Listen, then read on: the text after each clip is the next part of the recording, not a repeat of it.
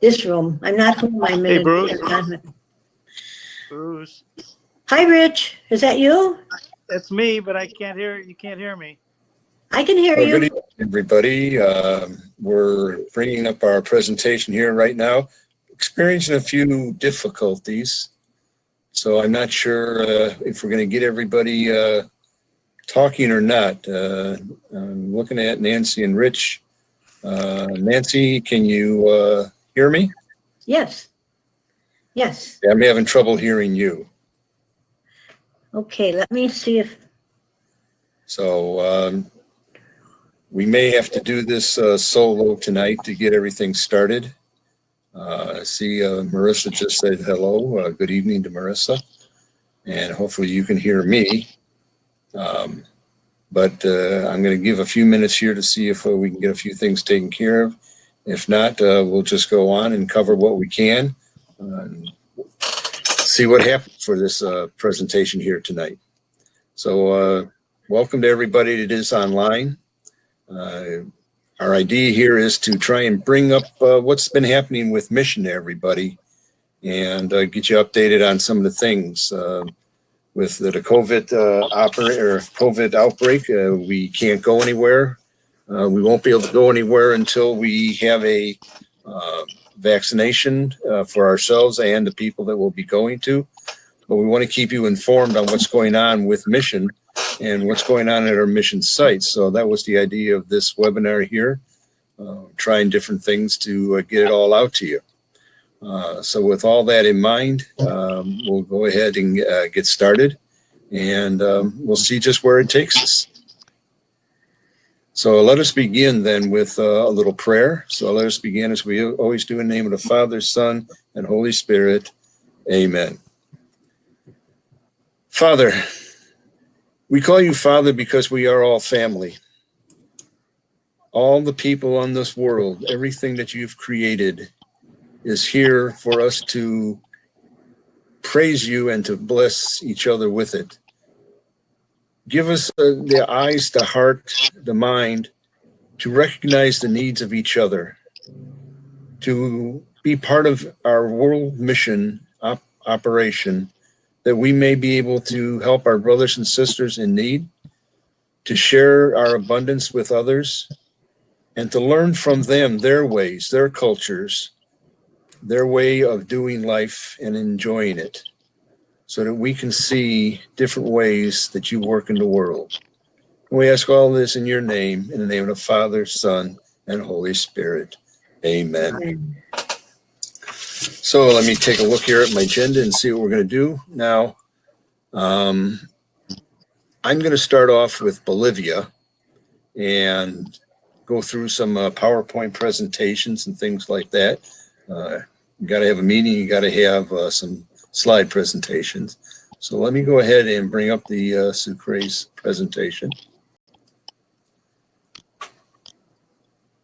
And hopefully what you're seeing now is the slideshow that I've got. And just some pictures and things of Mission so that you can see what's going on. And I'll go through and update you on the events that have been happening in Bolivia, in Sucre, and what we think will be happening as we come along. First, COVID-19 is in Sucre. It's in all of Bolivia. It's hit them fairly hard. They've got a pretty tight lockdown through most of the spring and summer. It meant that people pretty much were in their homes and couldn't go anywhere. There were certain time periods during the day that they could go to stores and get necessary things, but the idea of going out and doing anything beyond that was frowned upon and not really allowed. The hospital, because of what was going on, was selected by the government to be a focus point for the recovery of COVID. They do get some money from the government, but it's not a whole lot. So they're challenged with the economics of it.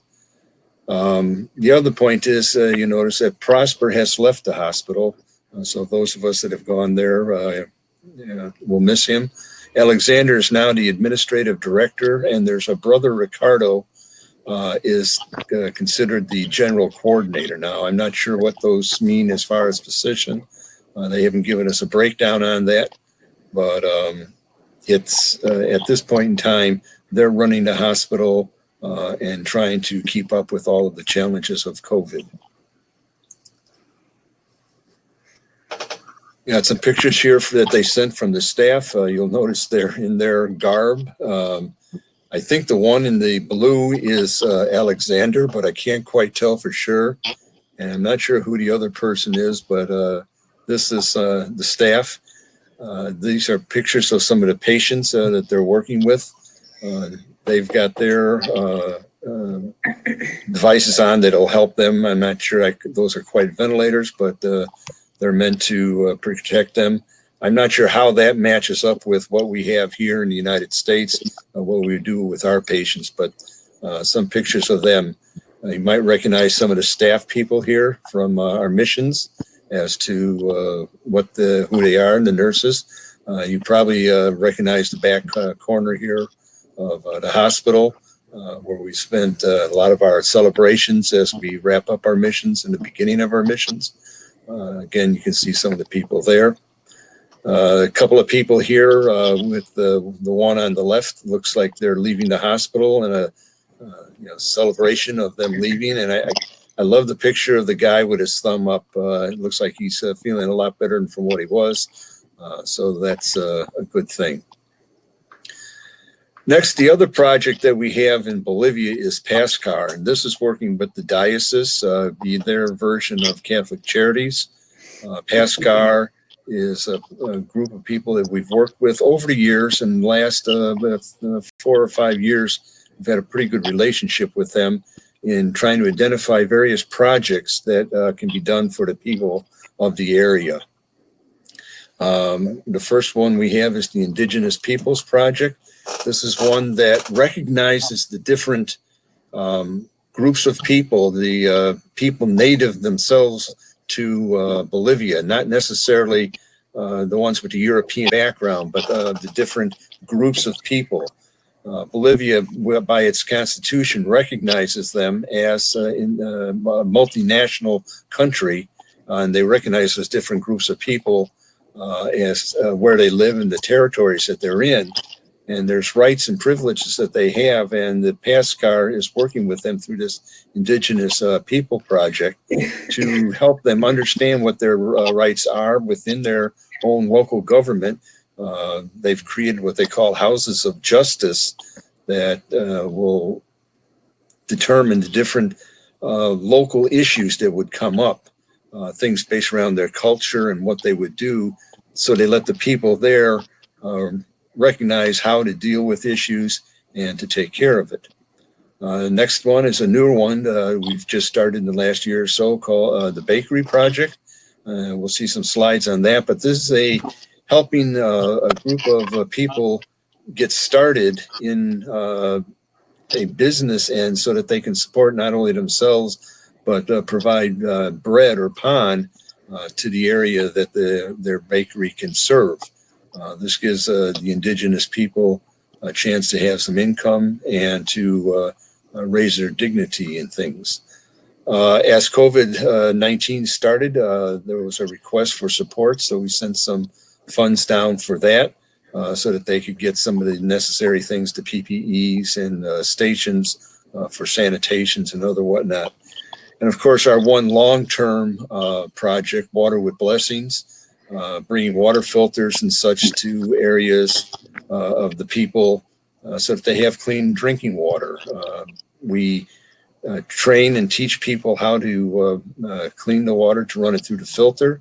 And these are women, and they're obviously called water women, and they go to different people within their community to make sure that they have water and provide the ability of the filter to use to create water so that they have a safe environment. The Indigenous People Project, again, some pictures from that. The one neat thing about them is that they very much celebrate their culture by the rituals that they use, by the clothes that they wear. When they meet, you'll see them dressed up in their ponchos and hats and other stuff to recognize who they are and what their culture is all about. We've participated in some of these when we've been down there.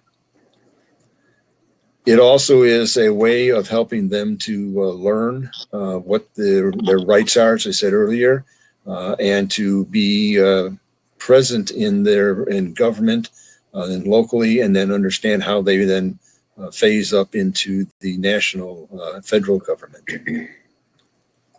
Another picture of them gathering together in their meetings and working with their programs.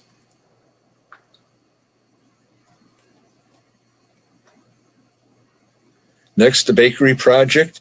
Here's some pictures that they just sent me, so I haven't had a lot of chance to look at them in detail, but you can see them rolling out the dough for cuentos, empanadas maybe.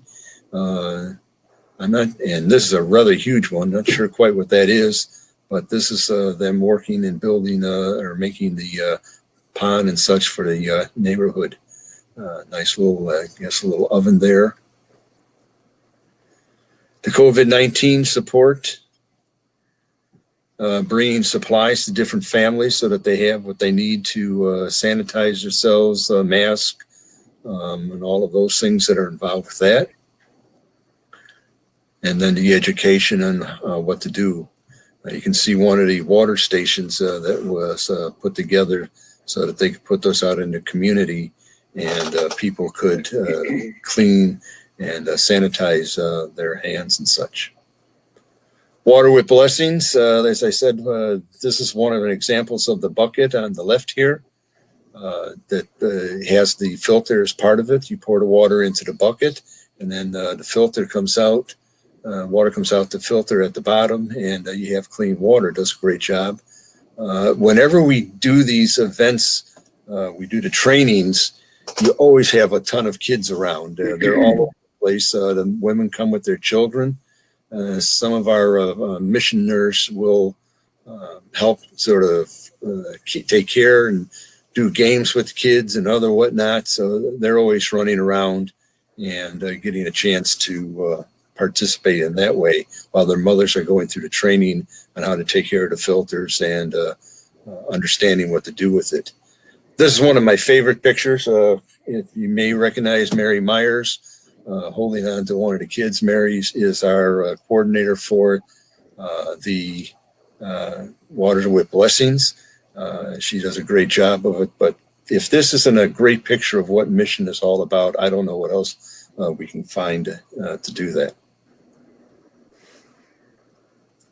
And that's the slides I had for the Bolivia stuff. Now we're going to take a leap of faith here, and I'm going to put up the slides for the university mission, and I'm going to see if Venus can jump in here and go ahead and talk about it. Venus, can we hear you? Can you hear me? And if you want to put something in the chat box, everybody, if you can hear or not, that would be a great thing. Can anybody hear me? Hello, hello. No? Yes, You I can. can hear you. I can hear Yay, you. praise God. Okay. All right. So, Bruce, can you go back to the last picture? Sorry. Bruce, can you hear me? Okay, so no, go back.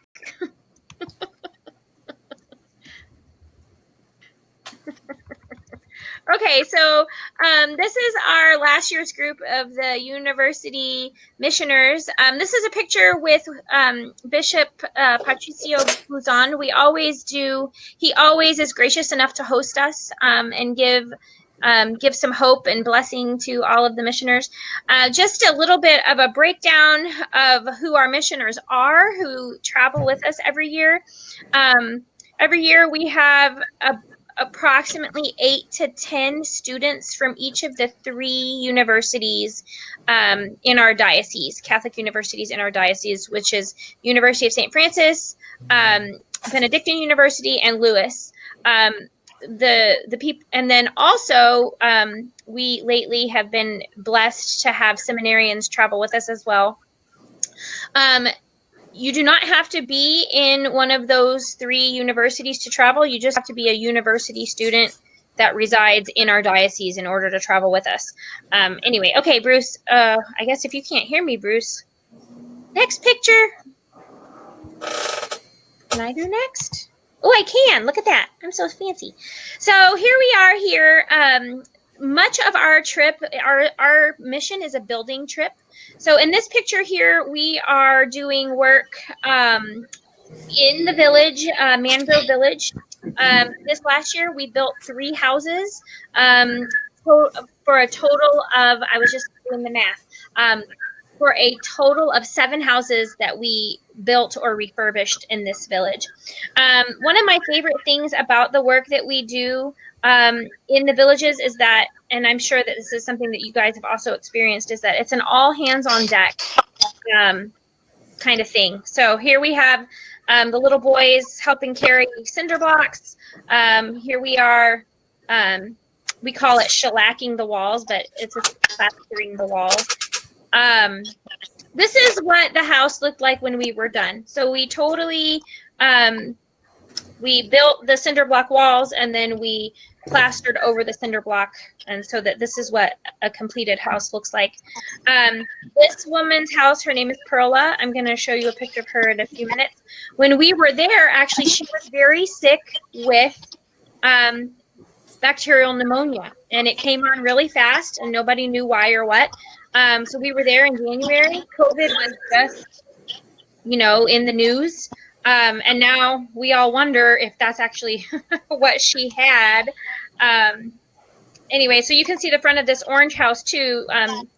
They like to have all of the houses painted really beautiful colors. So, so yeah, so we have that. So I always say that building houses, physical structures is the secondary work, and the villagers building homes in our heart is the primary work.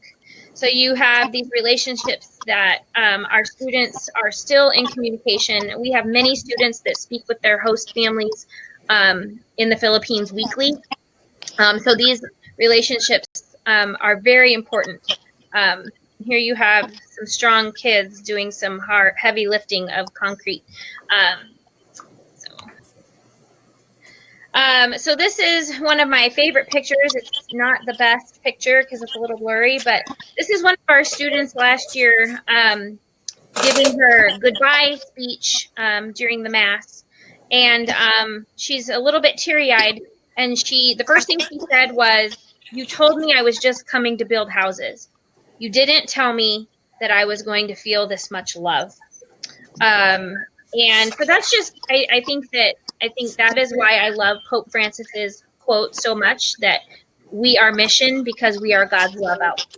You know, we go there so excited to pour out our love to them, and then what we receive in return is tenfold. So, and then there's no picture there. Here we go. Look, my picture of the Eucharist isn't there. But this is a great picture that I can't show you of a beautiful Mass. Everywhere we go, each village we go to, we bring the Eucharist. And we're able to celebrate Mass in the villages. It's truly a beautiful time, especially because we go over Christmas break. And so we're singing Christmas songs that are international, right?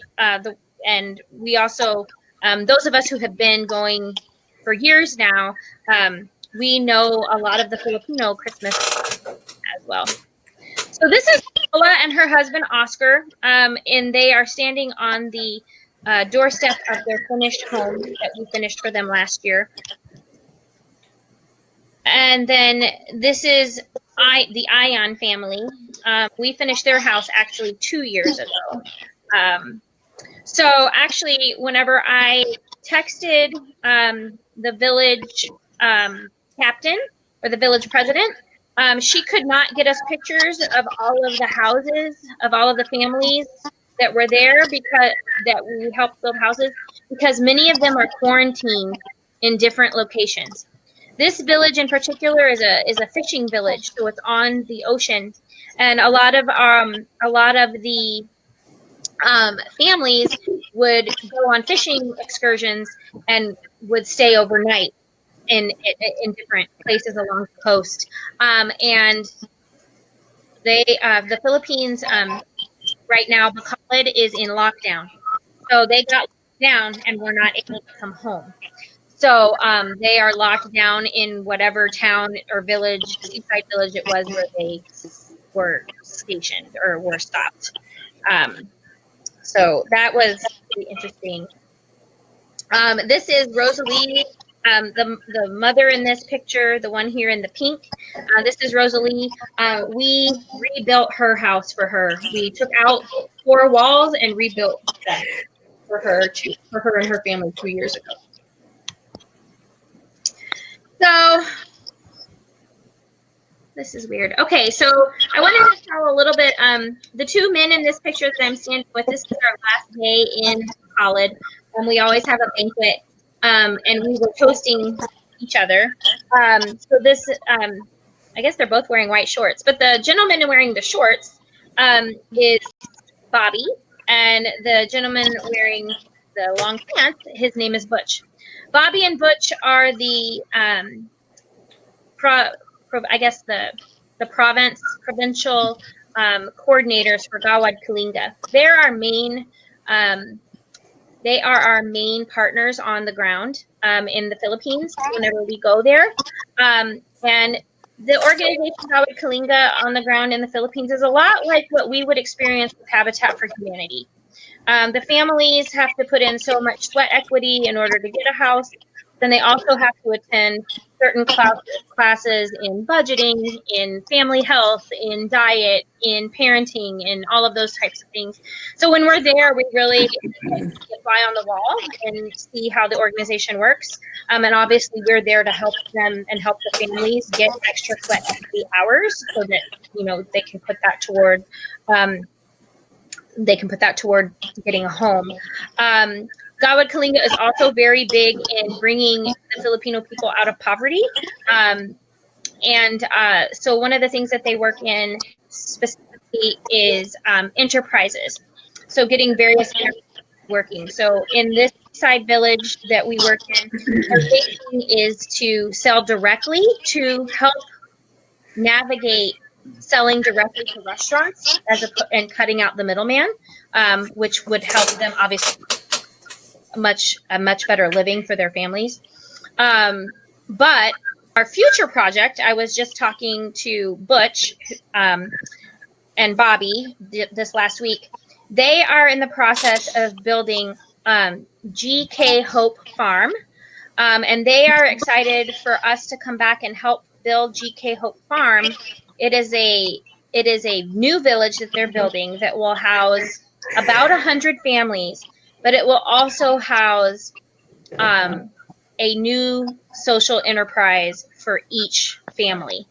So it's about helping and educate these families on how to build a social enterprise and how to build a business so that they better themselves and the community. So we're really excited to help take part in that.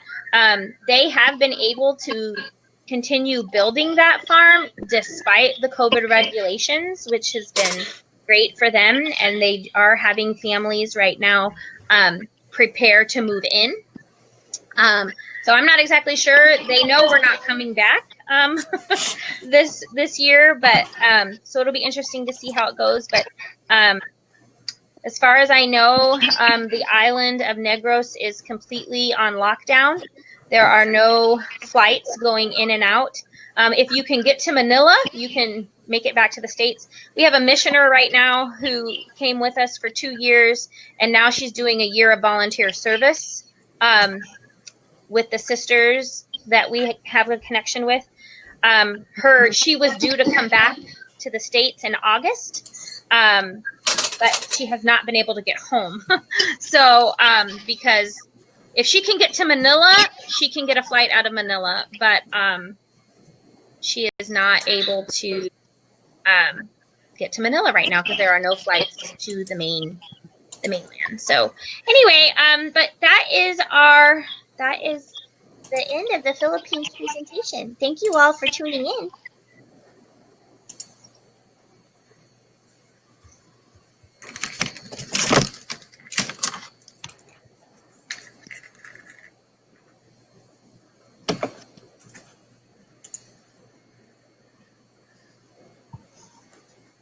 First of all, a sound check. Can you guys hear me?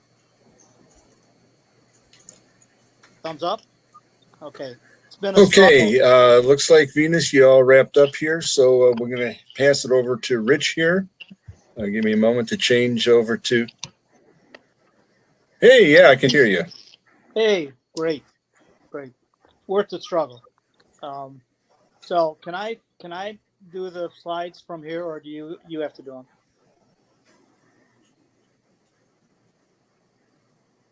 Bruce? Okay, good. So for us missioners, the people of Eastern Samar. I think you can do them. Okay, I'll try it. So Yeah. there's a great propagation delay, isn't it, on the sound? For us missioners, people of Barangan, Eastern Samar and Barangan, the Diocese of Barangan, the Oikos Sisters, and Charity Village remain in our hearts, in our minds, and in our prayers. In the short time that I have tonight, I'll bring you up to date on what's happened since we left 6 months ago. Seems so much longer, doesn't it? Okay. Well, what's happened? Well, just like the rest of the world, the novel coronavirus struck the Philippines. It brought major changes to the people. However, as we all have experienced many times in the past, the Filipinos are adaptable and resourceful. And the Oikos have found ways to continue their mission. Then in mid-May, while there was a hard lockdown, Typhoon Ambo, which is also called Vongpong, struck. The Oikos responded by preparing for it coming. They were ready for it. And then they provided assistance to the residents of Charity Village and neighboring barrios after the typhoon struck. So in spite of all the difficulties that COVID-19 and AMBO brought, the sisters continued to make progress on the development of Charity Village. Also, they were granted special privilege to move about and assist those in need.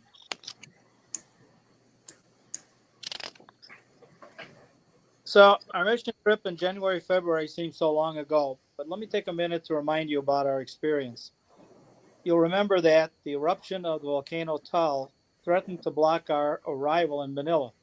We were kind of worried about that, watching that day to day, because the Manila airport was closed for a bit. But it went back to sleep, and we could travel as planned. And this, by the way, was a picture of it when it erupted. Pretty scary. So we arrived safely, and all of our teams started to work right away. Medical, dental, outreach, and construction. You can see some of the pictures from some of the activities last winter.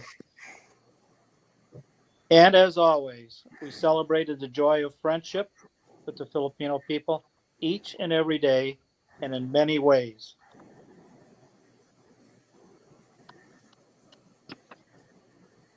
So as always, time goes very fast when we're on mission, and it was time to leave.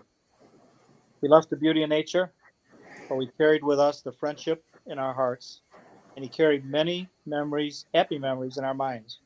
And we look forward to our return, not knowing that it would be longer than a year.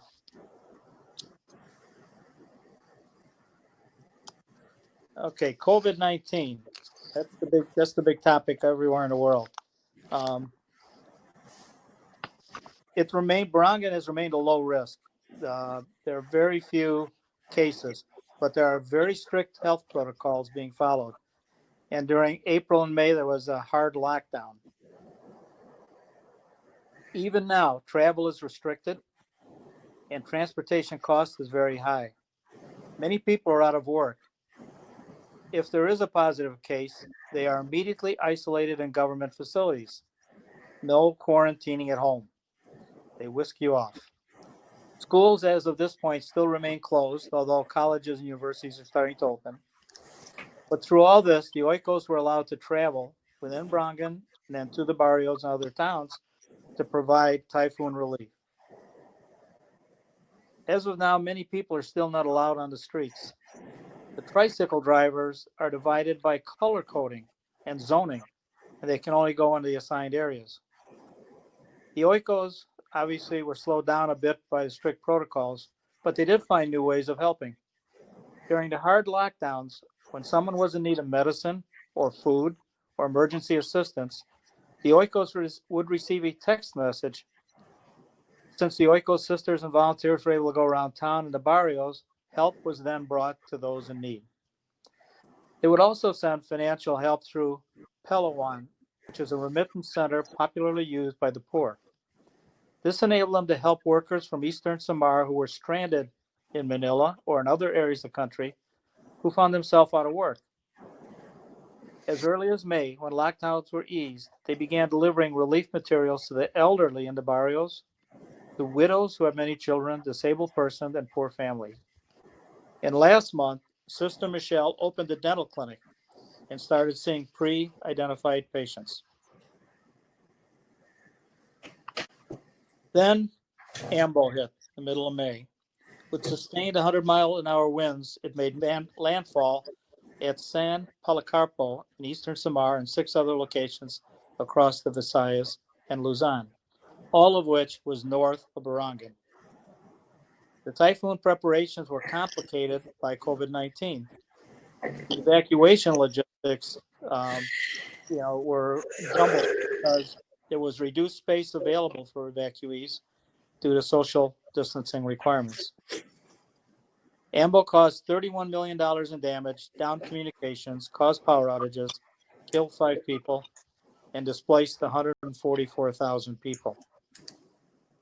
The governor in Barangan, or in East Samar, called it Yolanda Jr. So in response, the Oikos provided relief to 5 different barrios and 1 island community. The banner that went with them, the team that went out, and in the bottom is a group within the team that worked on bringing drinkable water to the people who were hit by the typhoon. So here's 3 areas that they went to. Hilaban Island is one of the biggest barangays in the municipality of Dolores. And some of us have been to Dolores, to the prison and to the community. According to the last census, the island has a population of 2,300 people and 500 households. And as an island, it is reached by boat. Artache is a municipality like Barangan. It has 20 barangays. Its population is 16,000. Campeche is a barangay with a municipality within the municipality of Artache. Just like there are a number of these barangays around Barangan, there are a number of them around Artache too. And the population of this barangay is 217.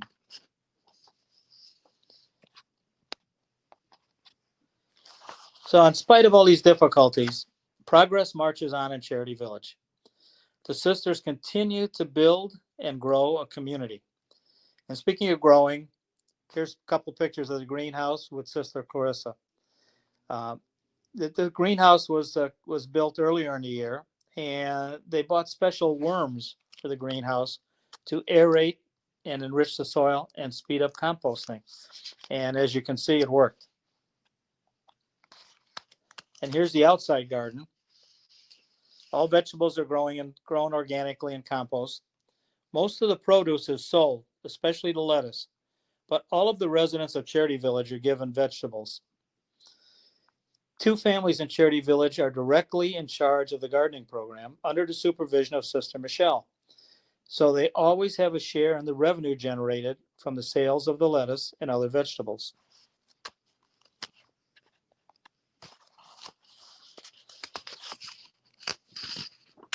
The community is becoming more and more vibrant with more and more activities, many of them spiritually based.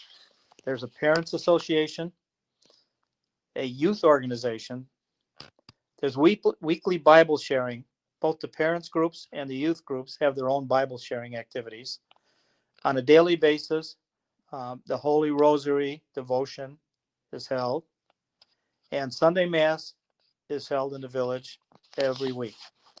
And in this picture, you see some families in organized prayer.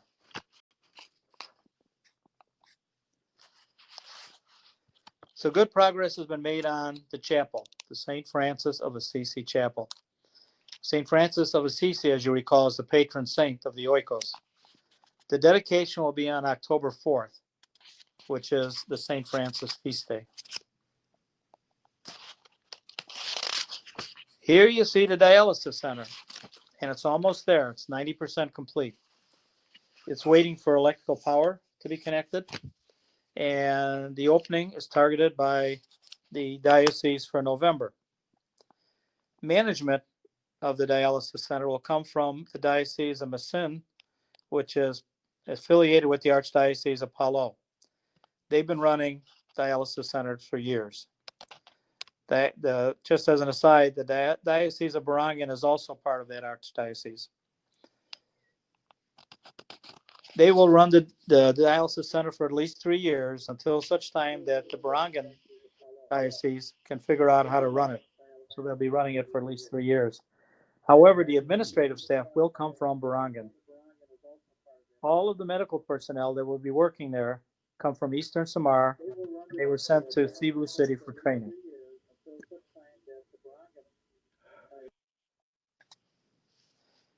Progress has also been made on the Boys Town house, which you can see in this picture.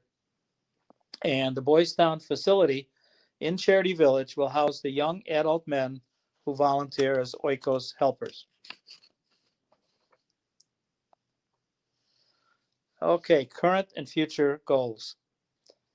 For the Charity Village residents, the Oikos main thrust right now is to provide livelihood opportunities for them to better the quality of their lives. On a daily basis, a group of mothers bake breakfast bread, led by Sister Sarah, and that's distributed in the village and also sold in the community. And also the growing produce, in addition to feeding the residents, is sold, providing a livelihood for some other families in the village. So the Oikos were thinking about what they could do to add additional livelihood opportunities. So for their planning that for male volunteers and a number of out-of-school youths that live in the village, they'd like to set up a water refilling station business. This would cater to the drinking water needs of the residents, its neighbors, and other potential buyers. It can also cater to the water needs of clients of the dialysis center. Fortunately, Charity Village is a good source of water. The sisters also see an opportunity for a cafeteria or a canteen once the dialysis center will start operation. Many of its pre-registered patients come from all over Eastern Samar, so there would be a need for such food service. However, we would have to construct an open canteen near the dialysis center. If this comes to fruition, Oikos volunteers would man it, and an Oikos mother would be the cook, and the proceeds of the service would go to a health fund. So there's also plans that have yet to be started. The sisters would like to do a virtual fundraising concert in December, and they're trying to plan that. We still need to build a multi-purpose center and a health center. And the sisters would like to build 2 more houses for poor families.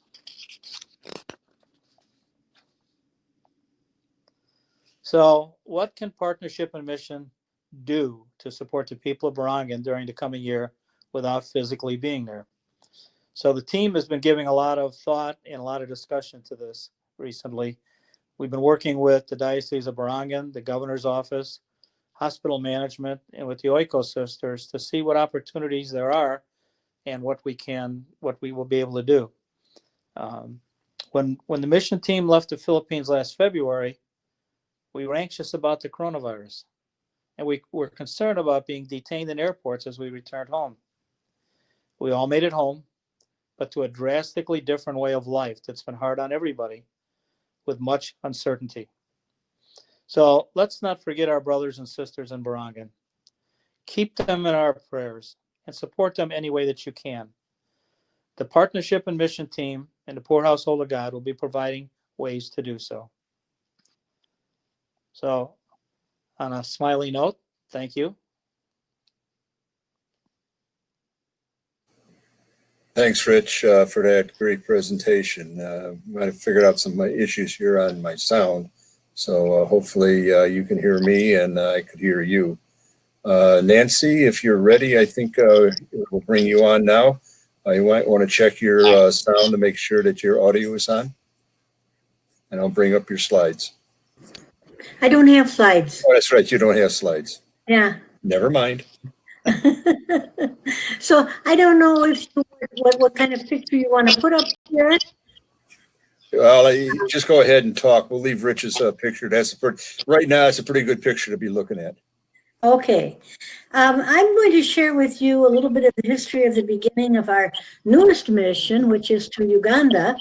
The conversation about Uganda started, I'm going to say maybe 4 years ago, with a different dean who has since retired, with the School of Nursing at St. Francis University in Joliet. And in our dialogue, her name was Carol, and she was very interested in this new partnership to see what we could do with the Archdiocese of Mambata in Uganda. But, you know, God's time is not always our time, and we just couldn't get things started yet. So she eventually, when she decided to retire, said, and rightly so, she did not want to make a commitment until the new dean came. So in last year, Bruce and I accompanied the current dean, Dr. Uberi, and her program director, Dr. Deborah Terrell, and we went to Uganda, and we went to the Archdiocese of Mambata, and we visited the School of Nursing there. All of this contact was made possible through a missionary, Father Alfredo, who came up to participate in the MCP. And it's very interesting, MCP meaning the Missionary Cooperative Plan.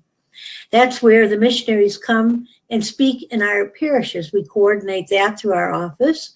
And we began a friendship with Father Alfred. And then Father Alfred offered to us this project, and he actually got the ball rolling with that. We have been very interested in doing an education mission team for some time, again, looking for opportunities. We visited Palestine and other India, but nothing really gelled that we felt we were ready to handle or tackle.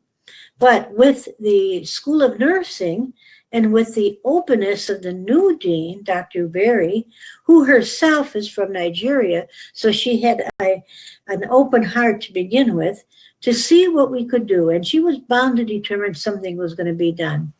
An interesting story about Dr. Uberi is that when I called her for the first time and introduced myself and told her about my past contact with the dean before her, she was very excited. And later she told me that she had been working in California, I believe, before she came out here to the Midwest. And she told me she promised herself, because where she worked in California, she did have international connections. And she promised herself that somehow she was going to maintain her global connections, and she was going to try to do what she could to help other countries. And here on the very first call, when I proposed to her what we were thinking about and invited her to come into the dialogue about it, she was so happy because she thought, oh my gosh, I'm not even there yet. I had to get extra permission to even talk to her because her contract hadn't even started. And already I'm getting these connections, and that's how God is. When it's God's work, it'll be done. So we four went to Uganda, and we met with the people who are the administrators of the School of Nursing in the Archdiocese. And Sister Venny is one of the administrators for the School of Nursing. We also spoke to Dr. Emmanuel, is his name, right, Bruce? Dr. Emmanuel.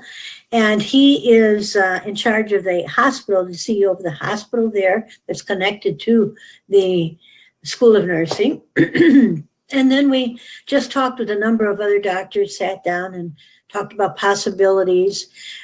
Dr. Barry and Dr. Deborah leading the conversations because it is, of course, their expertise.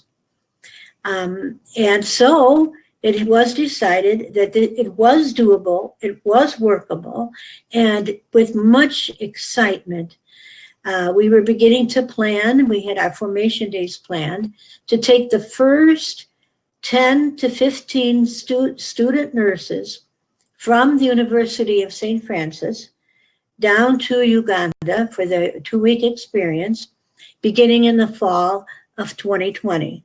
It was supposed to be next month. But as we all know, we just go with reality, and it wasn't possible. I recently had contact again with Dr. Barry and Dr. Deborah, and they're both very, very much interested. And we hope, of course, that we can get that going for next year.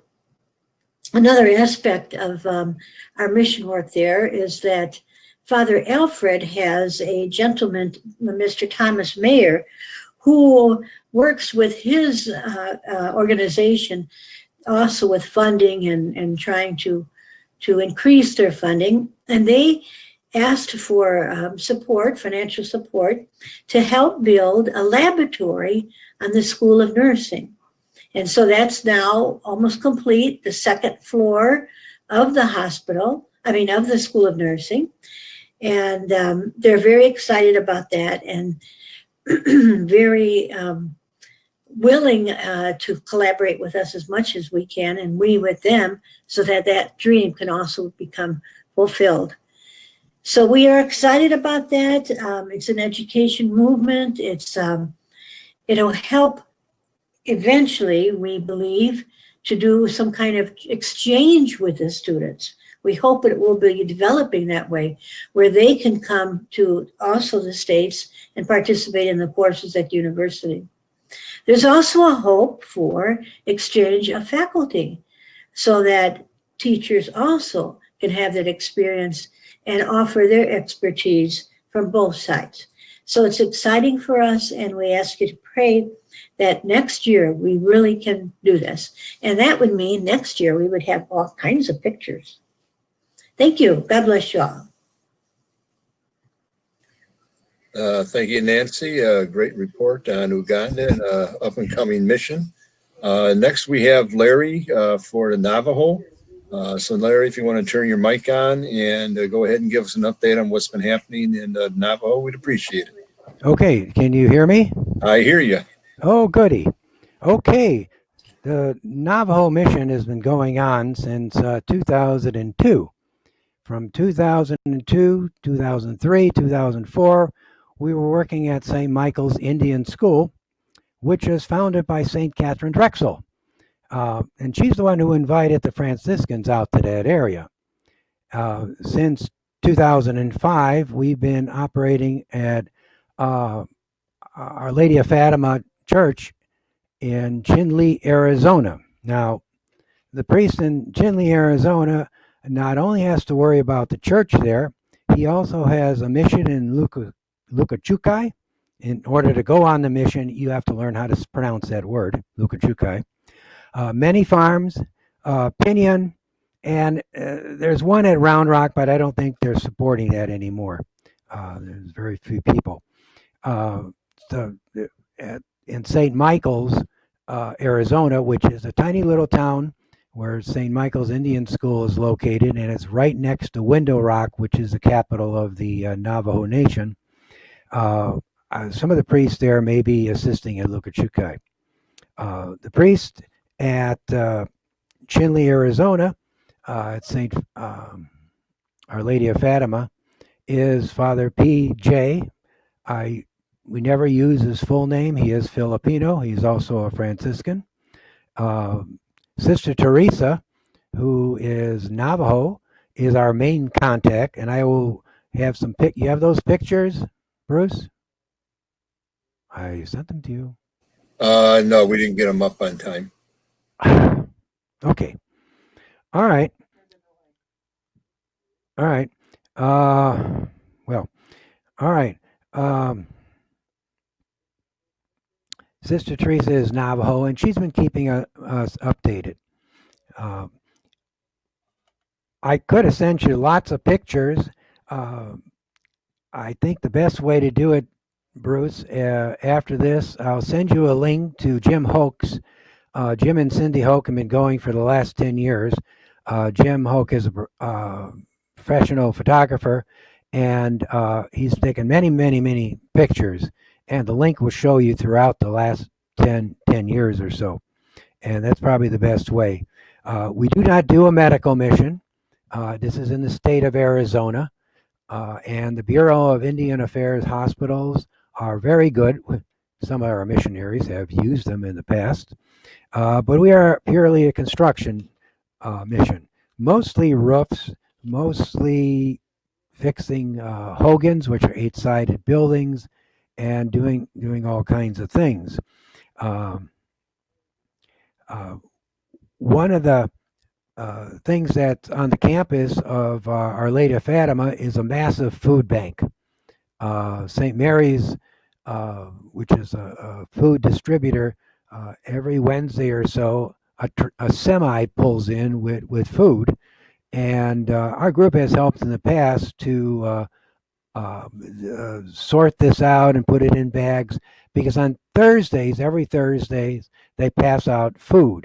However, during the COVID, they are only open twice a month on Thursdays, and there is a runner between the car and the food bank. So they get the forms to fill out, they check their database, they run back with there's so much food given depending on the size of the family, and the family drives off.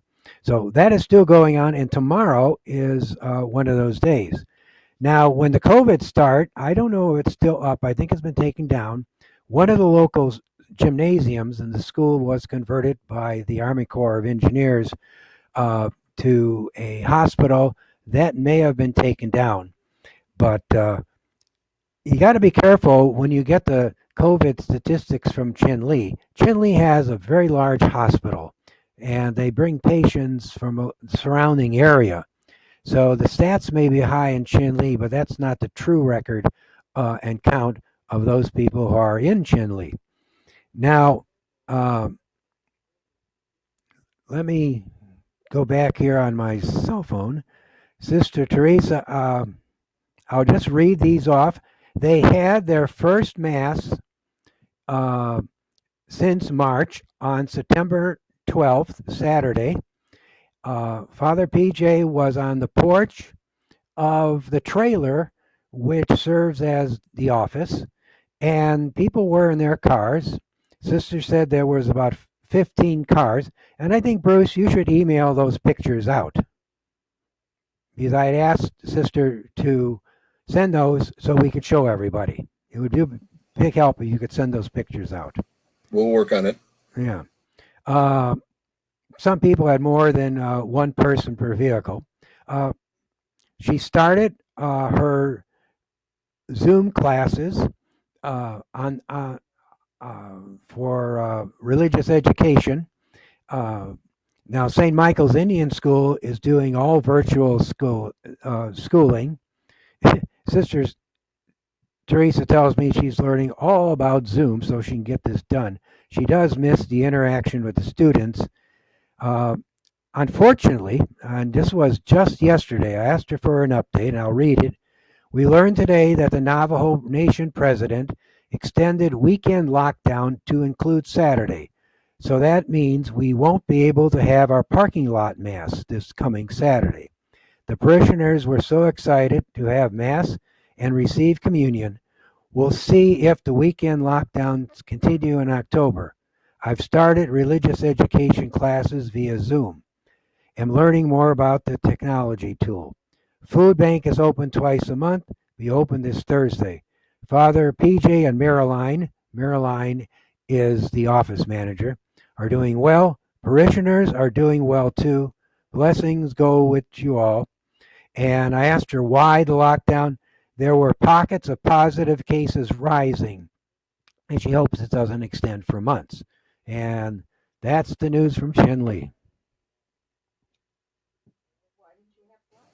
Thank you, Larry, for that report. Now I think we've covered all of our missions that we're currently running. Hopefully somewhere in the future we'll be able to add some more, but you never know what will happen as time goes on. I would like to ask if you have any questions, go ahead and type them in on the chat, and we'll try and take a few minutes to answer them. While you're doing that, I'll just mention that the idea, as I said at the beginning here, is to do something like this, say on a quarterly basis, so that we can give you an update on what's happening in our different mission sites. We'll sort of play with the time frame a little bit as things happen at the mission sites, and we get information from them, get it organized into something that we can put out. This was sort of an idea that we had here in the last month or so to try and come up with a platform that would allow us to present some presentations. We're still learning about it, so I appreciate your patience while we try to get things sorted out here. I learned a few things that I hadn't figured out during this particular one, so I'll be a little bit better at it next time. The other thing that I want to mention is we're working on building or filling a container for Bolivia. So you might have seen some of my emails that I put out there. If there's any medical supplies that you have access to that we can gather up and send down to Mission Outreach Sisters, we'll be able to put that in the container. It's a 40-foot container. You don't realize how much room you've got in 40 feet until you try and fill that container. So we've got some stuff that we've sent down there. Put out a couple of pictures on our emails, and we'll update you on that as time goes on also. We'll also have a pallet that's about ready to be shipped to the Philippines of supplies that they requested, and we were able to gather. Did get some donations from some of the doctors, so that we'll be able to use that and send those to those folks.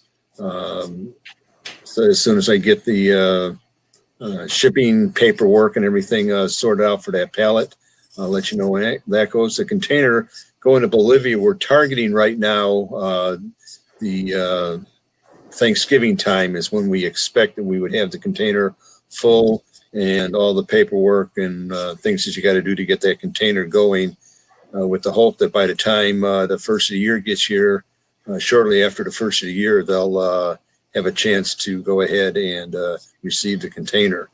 So we're looking forward to that. It would be really great if COVID would quiet down and we could get down to Bolivia the beginning of next year and see that 40-foot container, but I don't think that's going to happen. But we'll keep you in touch on what's going on there. Larry, you look like you had something you wanted to say. What's that? Yes, I got the pictures here. Oh. Hang on. I'm on Tuca Systems. We'll find out how it goes.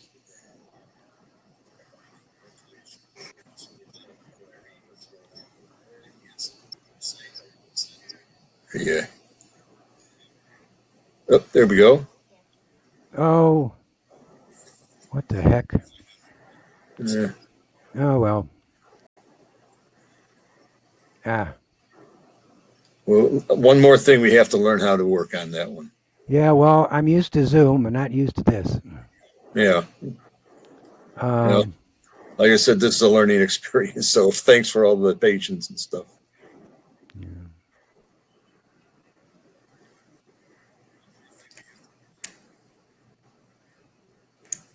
Let's see. I got a couple of questions here. Looks like people said. Oh, Donna wanted to know about the Jordan River Farm system. Yes, we're just getting that started. I'm not sure. Nancy, you want to make a couple of comments about that? Certainly. Am I on? Can you hear me? I can hear you. Okay. the Jordan River Farm, well, I guess we would say officially has started. I moved down there in Pembroke Township on Saturday, and will be awaiting my future companions. And I know that Kayla has already, in fact, she's in a Zoom call or GoToMeeting call this evening with other people to explain about it. And she has already organized the first retreat day, which will be October 14th. And that will be a morning of spirituality. And then the afternoon will be one of working with earth and starting to get the gardens ready.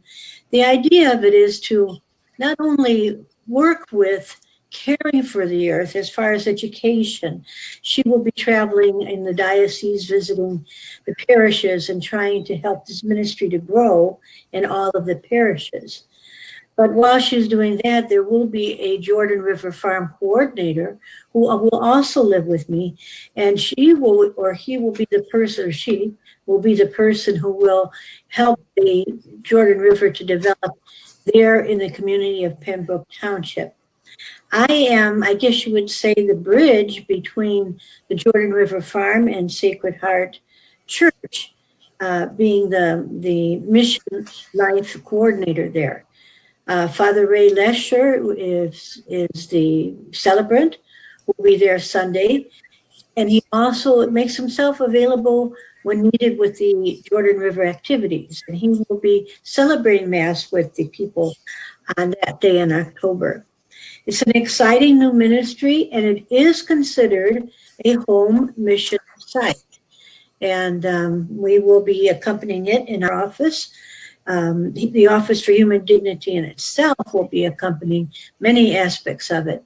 We're still in the process of organizing and for me, getting to know the parish and the people and to see how we can integrate the life of the people in the Church of Sacred Heart with the Jordan River Farm and vice versa.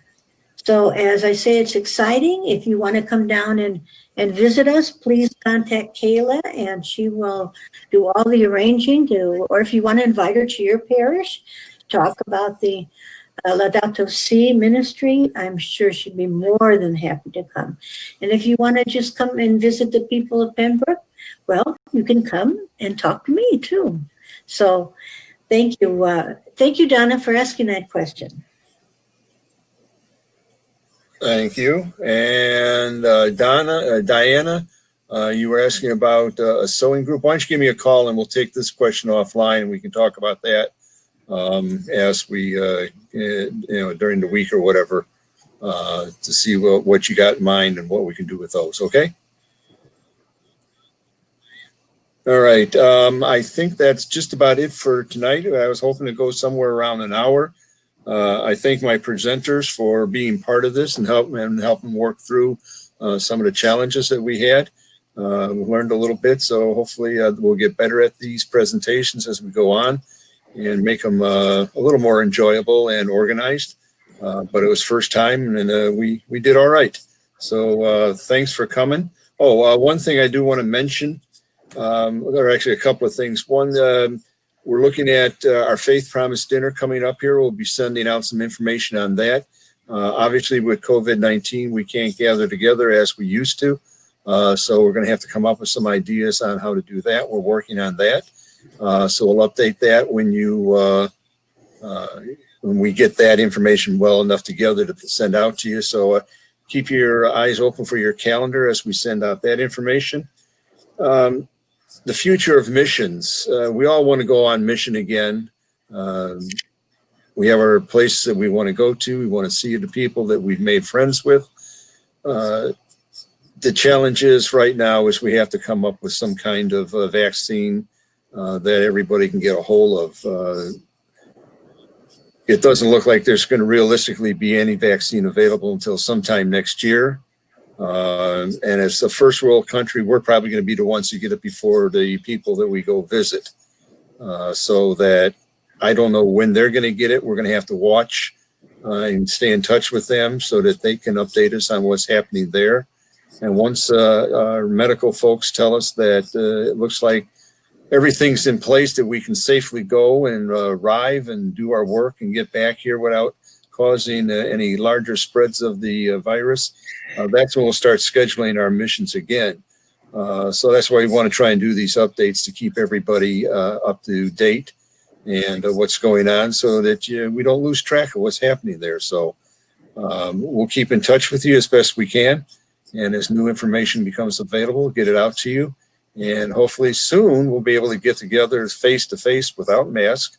I'm not sure when that'll be, but even with mask, it would be nice to see everybody face to face and not have to do this over these virtual networks and things like that. Though I guess the one good thing out of all this is we learn new technology and how to make it all work. So that's the grace for it. So I wish you all well. God's blessings upon everybody. And hopefully we'll see you soon. So have a great evening. And thanks for being here. Really appreciate your effort to get on here. Good night, everybody. Good night. God bless. Everybody wave.